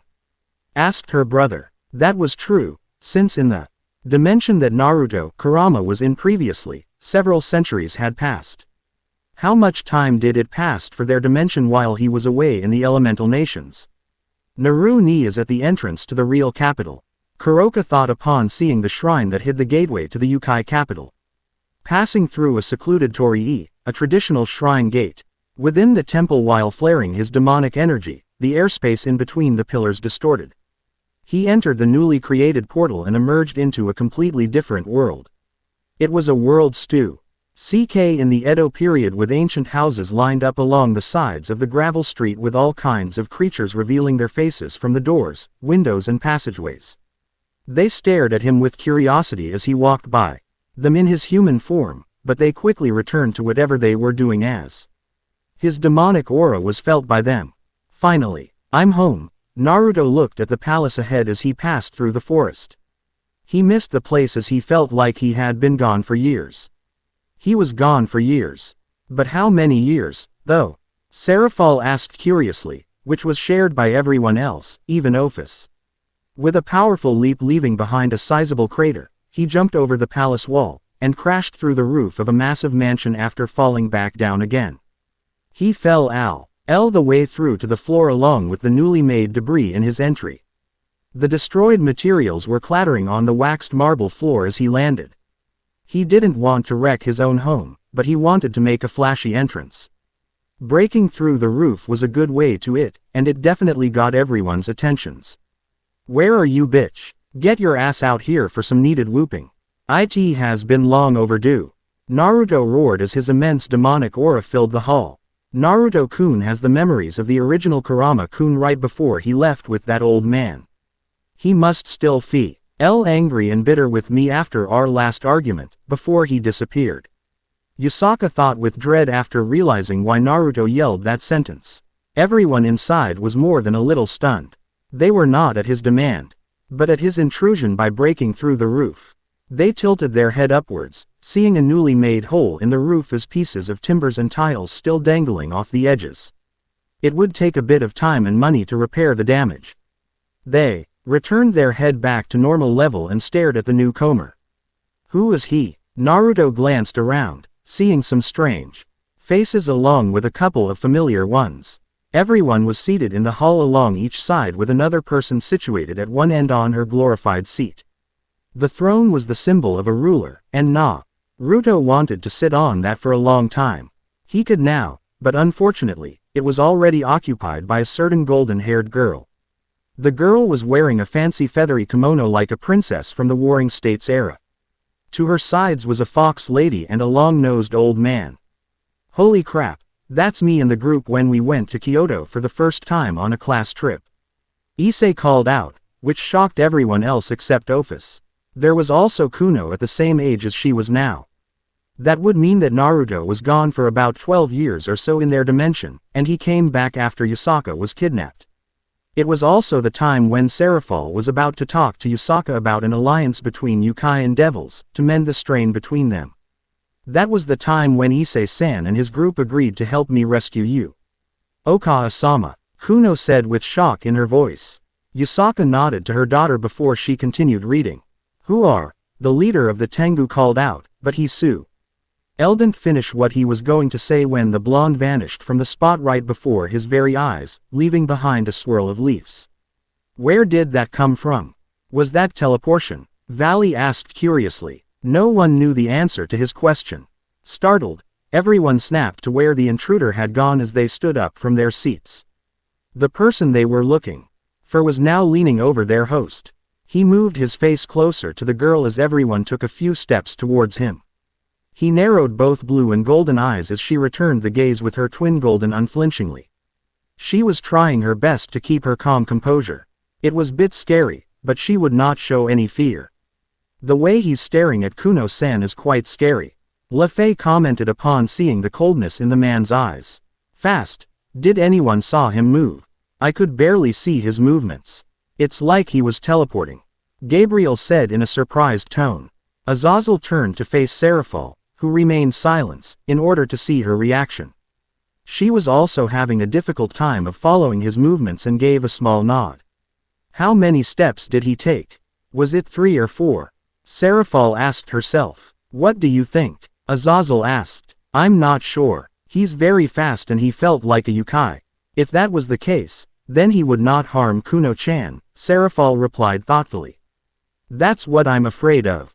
I wonder if he'll truly hurt our daughter. Yasaka thought with worry. There was a good chance that Naruto would hurt Kuno since the blonde would believe that the latter was born from a different father and not him. She wasn't able to tell him that she was pregnant with Kuno before the blonde disappeared from the DXD universe, right after one of their arguments. Kuno, unlike her mother, was anxious for a different reason. She was nervous about meeting her real father for the first time with her past self, and thus, her. Will Otu-sama love me? Thought the small fox child nervously. Azazel nodded. The fox lady and Tengu quickly entered their stances to defend their ruler at the moment of notice even though she was temporary until her mother could be found. They both were wondering who this man was as he looked oddly familiar. Where had they seen him before? Regardless, whoever he was, anyone bringing harm to their princess would face their wrath. They would lay down their lives for her sake. How dare you? Kuno began. But her cheeks were pulled apart by the strong grips of the blonde's hands. She looked about 11 years old, but with their race, it was difficult to tell how old they really were. Scoop dtat. Kuno demanded. Once he let her go, she rubbed her slightly puffy and reddish cheeks afterwards. That was very rude of him. That had to hurt. Jean commented upon seeing Kuno's swollen cheeks. How dare you do that to Kuno-sama? The fox lady shouted alongside the Tengu. Naruto glared at them as his killing intent erupted and gave each one a potent dose. It was a new ability he gained, and they saw flashes of their gruesome deaths before shivering. They almost slipped into unconsciousness from the psychological assault and dropped down to their knees. Soon after, they never experienced killing intent before and had no previous built-up resistance against it. With a smug on his face, he returned his attention back to the girl. He used pure killing intent to subdue those two. Valley commented upon hearing the previous paragraph on how Naruto almost caused brain damage on those servants with killing intent alone. Yes, and just from those two's conditions. It seems that Naruto-sama's killing intent is quite potent. It could be much stronger than what he has shown. Michael said with caution. What just happened? He did something to them, but what? I did not see. Yasaka, why are you a child? What the fuck? How long have I been gone? Hang on, that makes no sense. You should be older, not younger, Naruto vented. After he was done, he noticed. The girl didn't have all 9 tails like his wife should have. The tails she showed were clearly visible, so she must be in a sealed state at the moment. Kuno-chan does look like the younger version of you, Yasaka. Sama, Azazel commented. The mother and daughter really did look alike, and Kuno would become just as beautiful as her mother once she matured. Thank you, Azazel-sama. Yasaka sighed, in appreciation of the compliment from the fallen angel. However, she was still worried about how Naruto would react. I'm not Who are you? Naruto interrupted, realizing this girl was obviously not his wife. She looked very much like her from long ago when they were children. I am Kuno. I am the daughter of Yasaka, the administrator of the yokai living in Inner and Outer Kyoto. Now, I demand you to state who you are and the reason on why you broke in here. Kuno requested haughtily. I don't think this will end well, commented Arthur, with everyone agreeing with him. Naruto didn't know that Kuno was his daughter since he disappeared before her birth. Add in the fact that Yasaka wasn't able to tell him that she was pregnant with Kuno before his disappearance, and you would get a big and deadly misunderstanding, with Naruto believing that his wife cheated on him with another man during his absence. All of this happened when Kuno told him that she was Yasaka's daughter, which would cause the misunderstanding to happen right about now. Yasaka and Kuno were getting very nervous on how Naruto would react to this. Naruto was in shock. How long had he been gone? I didn't remember that his wife was pregnant when he ran off on that day before meeting the Sage of Six Paths. That meant, that unfaithful bitch, she didn't let me do it in. She gone and did it with someone else. I'm going to kill her when I see her. Naruto roared in pure rage as the whole building shook from his fury. Naruto-kun, Yasaka said with dread from hearing the pure rage from her husband. D's voice when he believed that she cheated on him with another man, which wasn't true. She was still in love with him to even do such a thing, but she doubted that Naruto would calm down now that he believed that she did that to him. The whole building shook from just his anger alone. Elmenhild said with growing fear, but she tried to keep her composure. Most of the group shivered from the look of pure rage that Naruto was giving. Naru ni, Kuroka thought in a scared manner from seeing Naruto roar out in anger. Kuno shared the Nekoshu's feelings of fear when she saw her father's look of pure rage when he roared out his accusations of her mother cheating on him. Azazel and Seraphol were now more than alarmed. The amount of demonic energy being released by the blonde was on par with an ultimate class devil, and worst yet, the amount he was releasing was increasing exponentially. It showed no hint of even slowing down. What? Most of the group shouted with shock in their voices upon hearing the amount of demonic energy that was being released by Naruto. It was even more shocking to hear that the increase in his demonic energy was going at an exponential rate and that it showed no signs of slowing down at all. How powerful was Naruto for him to have this much demonic energy that easily rivaled a high ultimate class devil? Was he more powerful than all of them? This won't be pretty, Georg commented grimly when he felt Naruto's demonic energy still rising with no signs of stopping. This felt like Saraorg-san, the boy with brown hair muttered with dread as he remembered his fight with the heir of the Bale clan earlier in the week. This is worse than Saraorg, Issei. Naruto Dono is far more dangerous than him, possibly even much more than shown here. Azazel too. LD the pervert with a grim look and beads of sweat coming down the side of his cheeks when he suddenly sensed Naruto's increasing level of power out of the blue.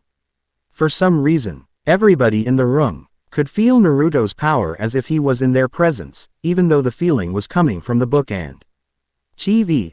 Perhaps Hagoromo did this so that they can see and feel how powerful both Naruto Kurama was before the sage went back to his home dimension. It feels slightly different than normal Yuki, said the girl with long, light brown hair and violet eyes. It was interfering with her angelic power more than it should have. Where is Yasaka? Where's my wife? Naruto demanded, angrily from the Tengu, who was still huffing heavily from being mentally assaulted. He's pissed. Hercules commented upon hearing Naruto's angry voice. The blonde was happy not at all.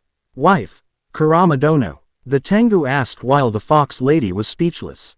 It had been years since Kurama had run off. They didn't chase after him as he always returned again when he was done venting, but the last time was different.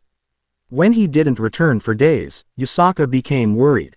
She then ordered them to send out people to look for him as she could not leave the capital herself, but despite their efforts, no trace of him could be found. He simply vanished, and they thought the worst had happened. Looking closely, the blonde did look a lot like him, only that he was slightly taller and broader. He must have grown in those years away, but where had he been?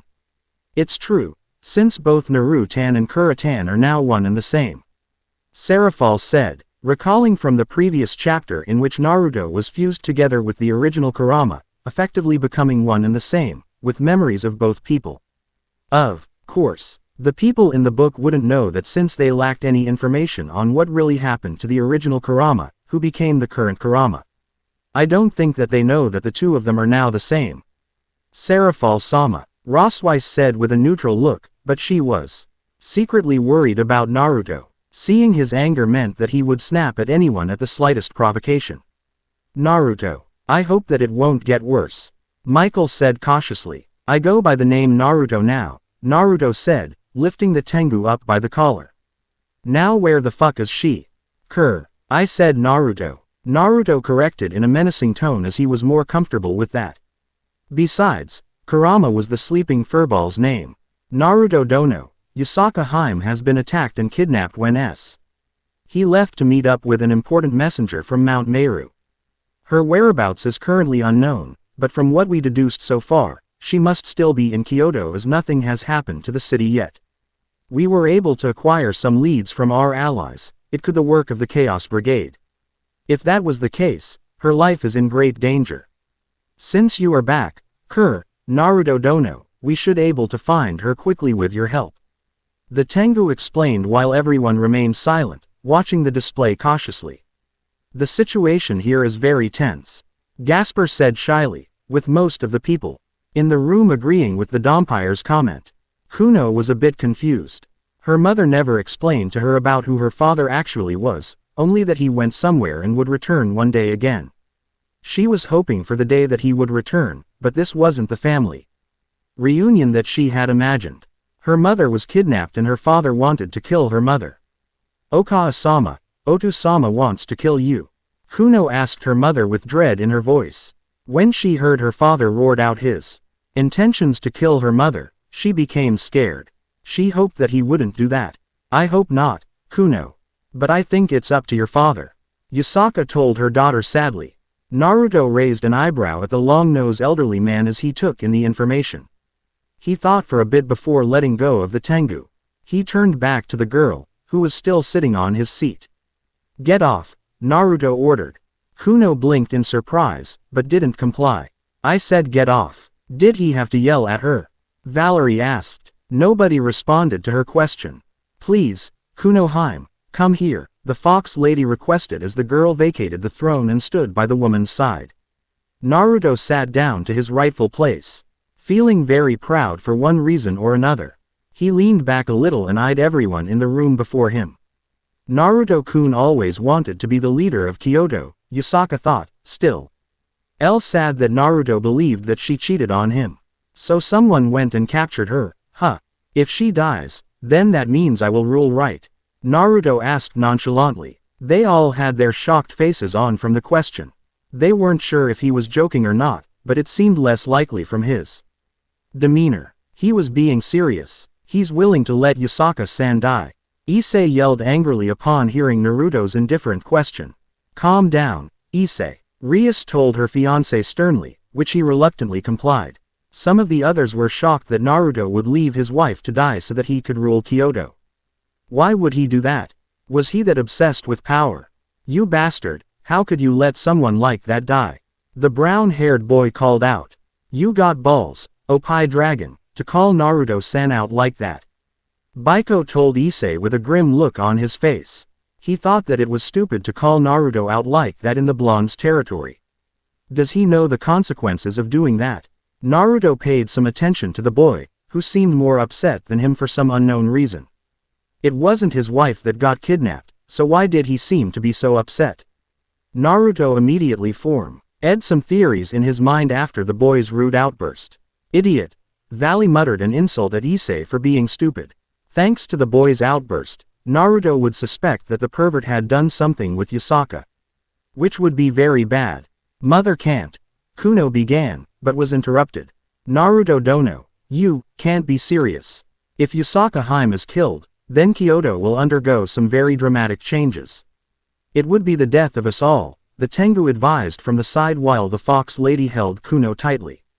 Naruto licked his lips a little at the comment. He knew what the Tengu was hinting at. A nine tails was a must for Kyoto. Their existence was responsible for maintaining the balance of ki flowing from the different areas of this land. Without one, chaos would erupt, and the first thing that would happen was that their city would merge with actual humans one. It's true. A Kyuubi is required to maintain the balance of energy flowing into Kyoto from the surrounding areas. Without one, Kyoto would self-destruct from the destabilization of the ley lines since no one would be there to channel the magical flow. Yasaka explained, which everyone knew about. Issei and his group were able to save her from the hero faction before that happened. Furthermore, Kyoto was a giant magical bomb that would go off if no one was there to maintain its magical flow.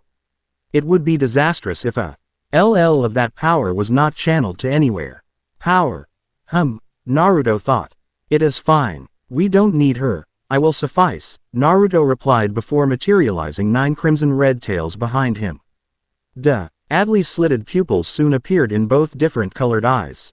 The tails were no longer golden furred like he once had, but since he had 9 of them and was a true Kyuubi now, he could displace Yasaka and take control of Kyoto as well as maintaining the force field around their home to keep it safe. Everyone, except Ophis, felt a chill running down their spines when they saw the 9 crimson red tails that materialized behind Naruto. They felt so much dread and malice coming from the blonde when he materialized his tails. It was like a predator watching them with hunger, and they were the prey. Issei thought he saw an orange-crimson fox that was easily larger than a mountain glaring at him in sheer hatred and malice, causing him to almost lose control of his bladder. Is this possible to have this much hatred and malice? Arthur asked with trepidation in his voice. Everyone couldn't help but ask that question themselves, which they had no answer for. Absolute power was at his command, and it was what he had always wanted. The Tengu could not utter a word from seeing the ominous tendrils behind the blonde while Kuno was more than frightened at the menacing, bloody red tendrils. It wasn't like her mother's at all. There was no warmth radiating from them, only endless dread and malice. Kuno was trembling from feeling the malice that was emanating from her father, and those ominous tendrils did little to ease her fear. Yasaka was able to hug her in order to comfort her, even though she felt the same way. Is there anything else? Naruto asked calmly, while GLANCing at the rest of the people in the hall. There were devils, an angel, and a fallen angel from their auras. Members of the 3 great factions were here. He could feel it as his senses were greatly enhanced. He used his ability to sense negative emotions to decipher their intentions. Naruto has Kurama's ability to sense negative emotions of any living being. At the moment, they showed no malice so he let them be. But that could change very quickly. He has the ability to sense negative emotions. Ajuka muttered, shocked that the blonde could use that ability to detect anyone that add a shred of negative emotions in them and see if they were hostile or not. Naruto-sama can also tell what race a person is too. Valerie commented when she heard that Naruto used his senses to tell what race Azazel and his group were by their auras. Otu-sam, I am not your father. Don't call me that. Naruto angrily snapped at the girl. His hands clenched, trying to restrain himself from killing the child outright. He was more than furious at his wife, for he was sure that Kuno was not his daughter. She was born after he left so she could not have been his child. It wasn't that long he disappeared and his wife had already changed her heart. That's not true, Naruto-kun. I still love you. Yasaka thought sadly when she read that Naruto was still pissed off at her for cheating on him. She didn't cheat on him. But there was no one around Naruto to clear this misunderstanding for him. Otu-sama. Kuno was crying when she heard Naruto reject her in a hurtful way. Her past counterpart had reunited with her father. But he didn't think of her as his daughter since he thought she was the daughter of another father. Even if she herself wasn't there, the rejection was still emotionally painful. And him thinking of killing her was even more painful to hear. It'll be all right, Kuno. Yasaka tried to comfort the little fox girl, but Kuno still kept crying. The Kyuubi leader was emotionally hurt that Naruto thought of killing their daughter, but she saw that he restrained himself from doing it. Would he really kill his own daughter? Sears asked with shock in his voice, but no one answered. The little girl flinched. Kuno didn't know what he meant, but tears invaded her eyes from the rejection while the fox lady tried her best to comfort the young princess. Snap! Out of his fear-induced trance a while ago, Issei was shaking in anger from seeing Kuno cry, but a look from his harem, with Rias giving a stern one, kept him silent. Naru ni, Kuroka said worriedly upon seeing Naruto's behavior. Naruto dono, I can assure you that Kuno Hime is your daughter, the Tengu asserted. Naruto leered menacingly at the bird Yukai, which caused the latter to sweat fearfully. Taking a deep breath to calm his raging heart, he cocked his head to face the Tengu. How is that so? I left before she was born, so she could not have been my daughter, he retorted. Why was he so angry with his wife? Was it because she broke her oath? Or was it because she didn't tell him? Which was it? The more he thought about it, the more his rage spiked to apocalyptic levels. He's getting angrier since he still believes that Yasaka-sama cheated on him. Michael said worriedly. Yasaka became worried as well upon seeing Naruto's emotional state. She could only hope that no one antagonized him. Or else the consequences would be very bad. She is Naruto-sama. Kuno-sama was born in less than a year after you disappeared, the fox lady assured while holding the shivering girl in her gentle arms. As that's so, that still does not make her my daughter. The bitch could had mated with someone else after I was gone and gave birth to her, Naruto retorted again.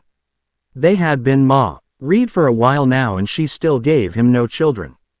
It was one of the reasons why he wanted to mate with another instead, but Yasaka didn't like the suggestion and she expressed it physically on his body time and time again. Since that was the case, there was a high chance that Kuno could not had been his daughter. That could be why Naruto-sama believes that you cheated on him, Yasaka-sama. Gabriel told the Kyuubi leader, who frowned sadly at the thought.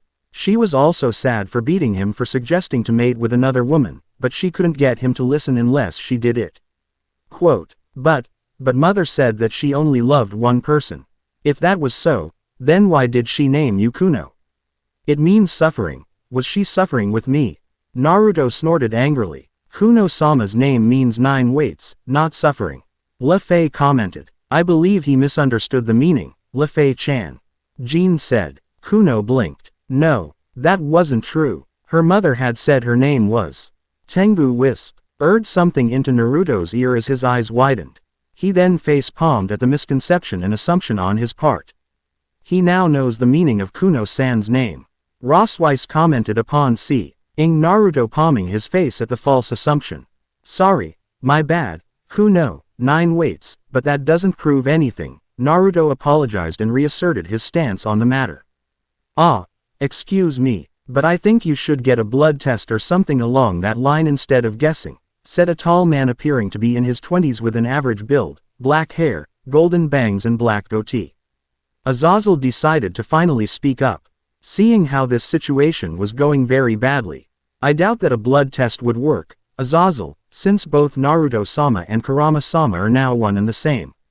With Naruto-sama's body being the base. Sears commented, but he could understand that the Azazel in the book didn't know that fact at all. Naruto rolled his eyes at the suggestion. Since his the original Kurama's bodies had merged, a blood test would not work anyway. Too much things had changed, and the changes had bothered him more than a little.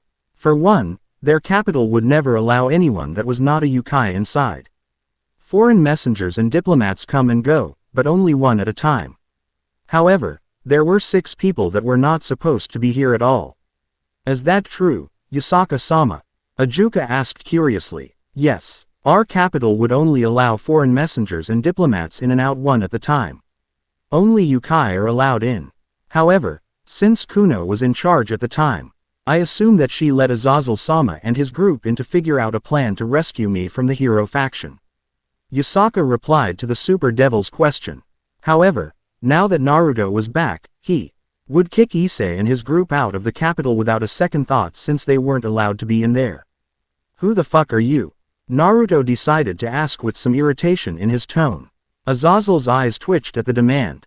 While the fallen angel was quite laid back and would let things slide past him, he didn't like being insulted right in his face. The black-haired man exhaled in a sigh, letting it go. They were guests here, so they shouldn't escalate things. You shouldn't piss him off, Azazel. Your guests there, Kuroka told the fallen angel, who nodded at her suggestion. My deepest apologies. My name is Azazel. I represent the fallen angel faction. It is an honor to meet you, Naruto Dono, Azazel greeted politely before introducing the rest of the people with him. Seraphal did her own introduction, however. She tried her best to not give any form of nickname to Naruto. Of course Seraphal-sama would give someone who she just met a nickname. Graphia commented stoically, which caused the Mahu Shouju to pout cutely. Of course I do, Seraphal shouted childishly, causing some of the others to sigh at her behavior, especially Sona.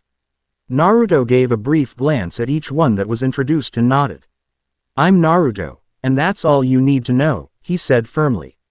With the introductions out of the way, you can all leave now as this problem no longer concerns you. Naruto said with finality in his tone, outstretching his hand to show them the entrance at the other end of the hall. He had decided that he will find his wife and get the truth out of her, one way or another. I got a bad feeling that this won't end well, Yuto said with dread. Something was going to happen, and he believed that Issei would be the cause of it. Hey, wait a minute. Were he, Rita helped Kuno-chan rescue her Okaze-sama, Issei declared, not wanting to leave just like that. He wanted to see the massive-breasted Miko in person. That wasn't the only reason though, but it was the one that stood out the most. Disgusting dumbass. Really, Security, you know that ogling at someone's wife will get you killed, right? Valley asked the pervert. Issei could only sweat nervous L. Why when Kaneko glared at him for doing something like that?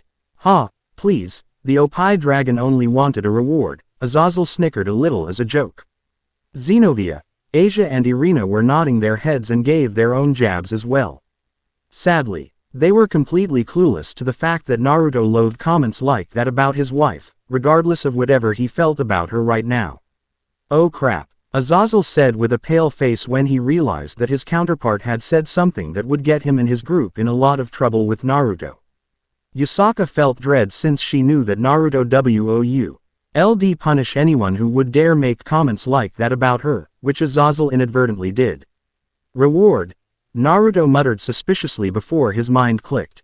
From that realization, came the apocalypse. That's not good, Sao Sao commented. I'll fucking kill you. Naruto roared in apocalyptic rage after understanding what the fallen angel had meant from his joke and disappeared from his seat in a swirl of leaves. Everyone, even Ophis by a small amount, shivered when they heard the pure rage and malice that came from the blonde's voice when he became pissed at the comment that Azazel made. They felt his power spiked with his anger, and it felt very cold and malicious. Everyone could only look at Issei and Azazel since it was them that provoked Naruto. You done it now, Issei Hyodo. You just signed your death warrant. Valley told Issei bitterly. The boy, however, was scared shitless when he heard the rage from the blonde's voice. He could only sweat in fear from the realization that his past counterpart was going to die for doing something very stupid, such as ogling at Naruto's wife. Seraphal and Azazel immediately tracked the blonde's movements and intercepted him as fast as they could. They clashed before the blonde could carry out his declaration, which would definitely had resulted in a dead pervert in the most gruesome manner, with his blood and bones splattered all over the hall. You should never make comments like that, Azazel. Ever. Searsex told the fallen angel sternly, who could only nod his fear in fear and shame for causing this. A boom exploded from the collision as the three combatants flipped back to disengage. Both Seraphal and Azazel felt their arms pulsate in nearly unbearable pain. Naruto clenched his right fist from the opposite side, checking T. He hand and realizing that these two had enough strength to block his attack, even if he was somewhat serious at killing the disgusting pervert. Issei was frozen in sheer fear when he heard the pure rage and malice in the blonde's voice when the latter roared out his intentions to slaughter the perverted dumbass. You need to teach your boyfriend to not ogle someone's wife, Grimori. Georg told the red-haired girl, who nodded in fear at Naruto's anger. Naruto-kun, Naru ni Otu-sama, Yasaka, Kuroka, and Kuno thought in worry at seeing Naruto becoming very pissed. They knew that he would not top until Issei was buried 100 feet under. Even Rosweiss felt a little worried about Naruto killing Issei in the most brutal manner. "You guys get out of here. Now," Azazel ordered after realizing his worst mistake.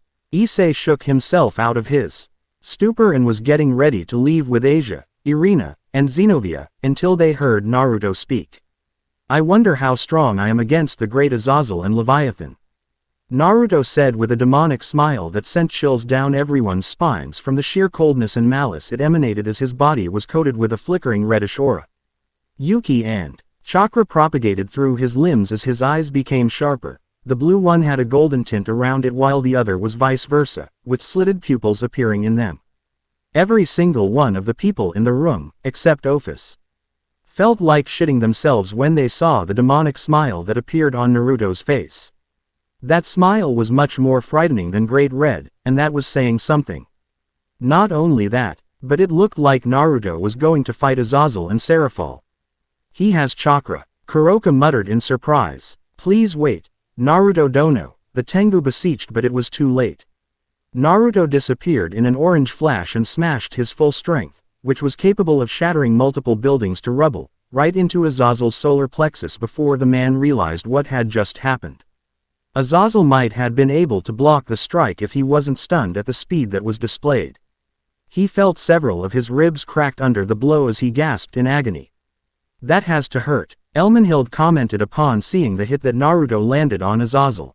However, there was now an aura that surrounded Naruto. What was that? And what was that movement ability? Seraphal's eyes widened. She couldn't track the blonde at all. It was like he wasn't moving and more like teleporting from one point to another instantly. What kind of ability was that? Also, what was that strange aura around him? It seemed to become thicker each passing second. Senjutsu. What? Everyone, except Ophis, Yasaka, Rosweiss, Kuno, and Kuroka, shouted in shock upon hearing that sentence. Naruto was capable of using Senjutsu. Won't that make him take in the world's hatred? The five who didn't shout had their eyes widened at Naruto using Senjutsu. Naru ni can use Senjutsu, Kuroka thought with shock and awe. However, she was a little bit worried that Naruto would lose control of himself to the hatred and attack anyone indiscriminately. This feeling was shared by Yasaka, who worried that he would hurt Kuno. Rosweiss was quiet the whole time, but even she was shocked at Naruto using Senjutsu, a technique that would cause users to go mad. "You and I are going to have a talk about this, Issei," Rias told her fiancé sternly, who nodded fearfully. "That's the end of the chapter," Yasaka said with shock. "I'll read next, Yasaka-sama," Ajuka said, who took the book from her. "Okay. Chapter 3. The End. I hope you enjoyed this episode. Remember to subscribe and like this video. See you in the next video.